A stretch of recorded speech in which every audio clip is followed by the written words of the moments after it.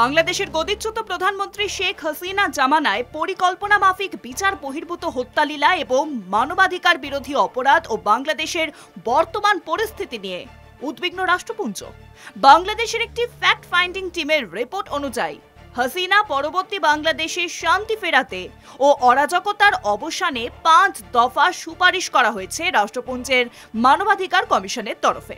আর এই 5 দফা সুপারিশের প্রথম দফায় রয়েছে বিচার বহির্ভূত হত্যাকাণ্ড, অপরাধী গুম, নির্যাতন সহ একাধিক বিষয় তদন্ত ও বিচারের জন্য কার্যকর, স্বচ্ছ, নিরপেক্ষ, সমন্বিত প্রক্রিয়া নিশ্চিত করা।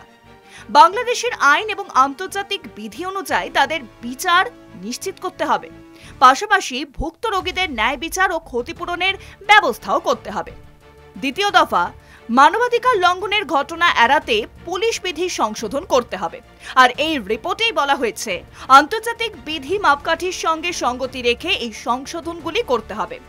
রাষ্ট্রপুঞ্জের তরফ থেকে বলা হয়েছে গুরুতর আহত অথবা সশস্ত্র প্রাণঘাতী হামলার মোকাবিলা ছাড়া পুলিশকে গুলি চালানোর অধিকার দেওয়া একেবারেই যাবে না। পুলিশি হেফাজতে মৃত্যু হলে ধার্য হবে কড়া শাস্তি। মানবতা বিরোধী অপরাধে অভিযুক্ত র্যাব বাহিনী ভেঙে দেওয়া হয়েছে রিপোর্টে। তৃতীয় দফা, আন্তর্জাতিক মানদণ্ডের সঙ্গে সঙ্গতি রেখে মানবাধিকার নিশ্চিত করতে হবে। বিতর্কিত ফৌজদারি আইন রদ অথবা সংশোধন করার সুপারিশ করেছে রাষ্ট্রপুঞ্জ। এছাড়াও বাক স্বাধীনতা ফেরাতে এ সংক্রান্ত অভিযোগে গ্রেফতারি, তদন্তে অবিচার স্থগিতের সুপারিশও করা হয়েছে। চতুর্থ দফা, হিংসা ও বিদ্বেষের আবহ থেকে বাংলাদেশকে মুক্ত করতে স্বচ্ছ ও নিরপেক্ষ নির্বাচন পদ্ধতি প্রয়োজন। এক্ষেত্রে কোনো রাজনৈতিক দলকে নিষিদ্ধ ঘোষণা একেবারেই কাম্য নয়। বাংলাদেশের অন্তর্বর্তী সরকার মোহাম্মদ ইউনূসের আমলে আওয়ামী লীগকে সিদ্ধ করার ইঙ্গিতে সায় নেই রাষ্ট্রপুঞ্জের।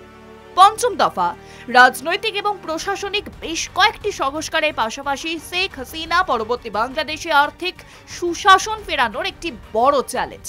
এক্ষেত্রে রাষ্ট্রপুঞ্জ মনে করছে ব্যাংক থেকে ঋণ নিয়ে আত্মসাৎ করা অথবা বড় মাপের দুর্নীতির মাধ্যমে অর্জিত সম্পদ বাজেয়াপ্ত করার জন্য কড়া পদক্ষেপ নেওয়া জরুরি। আর এই সুপারিশও করা হয়েছে রিপোর্টে। আরো বলা হয়েছে দুর্নীতি দমন সংক্রান্ত আইনের যথাযথ প্রয়োগ হচ্ছে কিনা তা নিশ্চিত করতে হবে। দুর্নীতির সঙ্গে জড়িত সরকারি আধিকারিকরা বা রাজনীতিবিদ ও প্রভাবশালী ব্যবসায়ীদের বিচারের আওতায় আনতে হবে।